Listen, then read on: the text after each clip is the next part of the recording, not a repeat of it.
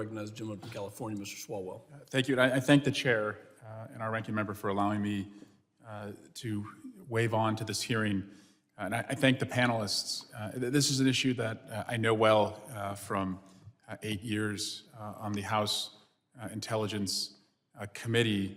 And I first just want to say to Mr. Zaid that your clients, who you represent, are heroes, and the people who were subjected to this are American heroes. I've met a number of them, and they served their country abroad.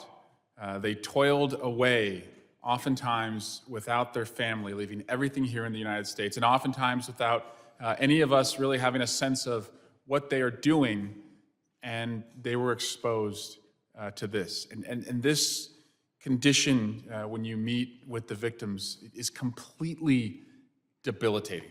It changes your life, it turns it upside down, and if you're a young parent, life is already disorienting. And if you're subjected to this, it's even more difficult to be a parent, put yourself through this, the questions you have.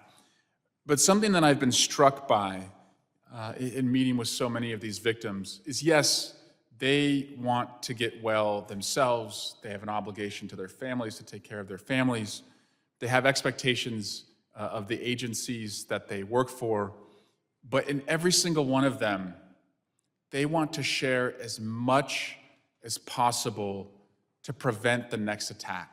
So their sense of duty, even after being attacked and even after being debilitated, is still, I don't want this to happen to somebody else. And Mr. Zaid, I don't know if you can animate that just a little bit as to the patriotism of the people you represent and wanting to get to the bottom of this. No, thank you, Congressman. I agree 100%. And it was mentioned by Mr. Ed Green, the notion of these oftentimes are the best of the best who have been impacted. And I have heard repeatedly from so many of them that what they want to achieve here is to make sure that their peers, their colleagues, and their future colleagues do not have this happen to them. And they want to go back to work. I mean, this is, most of them were in their 30s and 40s when they were impacted and would still have long careers ahead of them. And they want nothing more than to put their efforts into working for the national security interests of the United States. They are true heroes. I agree 100%. And as we think forward about, what can we do, and this is the Homeland Security Committee. Obviously, this issue crosses jurisdictions, the House Intelligence Committee, Armed Services Committee, and Homeland Security Committee.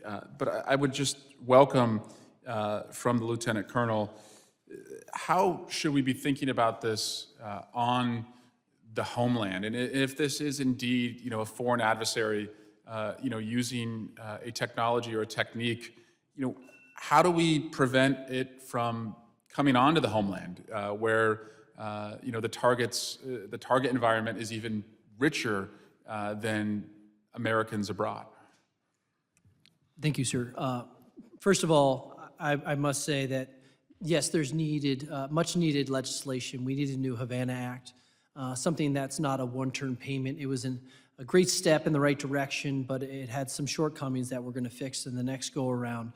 What you're referring to would obviously have to fall under the next Homeland Security Act and securing our borders. Because if I, hypothetically, was going to plan an operation, I'd have to get a couple guys across our border. They would go pick up a weapon and then start surveilling a target and then hit them and then disappear. And so I think there's a larger question there that I'm not qualified to answer, but there's some long-term things that needs to be done in terms of new acts. But in the short term, we need to do things like implement the original Havana Act. DOD still hasn't done it. They still have not implemented the Havana Act.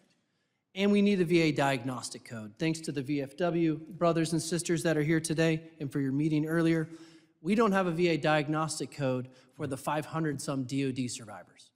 How are they going to get long-term care and disability without that?